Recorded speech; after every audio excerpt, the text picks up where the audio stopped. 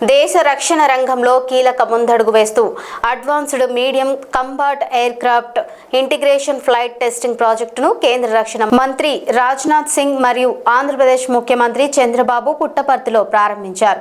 ఈ సందర్భంగా ప్రాజెక్టుకు సంబంధించిన శిలాఫలకాన్ని ఆవిష్కరించడంతో పాటు గ్రేషన్ ఫ్లైట్ టెస్టింగ్ ప్రాజెక్టు శిలాఫలకాన్ని కేంద్ర మంత్రి రాజ్నాథ్ సింగ్ సీఎం చంద్రబాబు ఆవిష్కరించారు.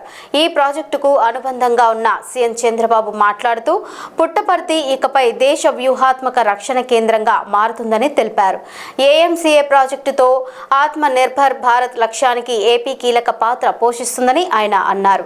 15,000 కోట్ల పెట్టుబడితో సుమారు 7,500 మందికి ఉద్యోగ అవకాశాలు కలగనున్నాయని తెలిపారు. డ్రోన్ సిటీలు, ఏరోస్పేస్ ప్రాజెక్టులతో ఏపీ రక్షణ, అంతరిక్ష రంగాల్లో దేశానికి వెన్నుదన్నుగా నిలుస్తుందని సీఎం పేర్కొన్నారు.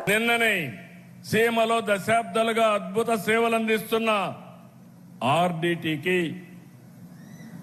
ఇబ్బందులు వస్తే విదేశ విరాళాల విషయంలో తలెత్తిన సమస్యని లోకేష్ గారు వెళ్లి సమన్వయంతో పరిష్కారం చేసి మళ్లీ వారి సేవలు ఈ జిల్లాకు అందుబాటులో ఇచ్చి తేవడం ఇదొక శుభ పరిణామం. ఇప్పుడు మనకు మరో గోల్డెన్ ఛాన్స్ కూడా వచ్చింది.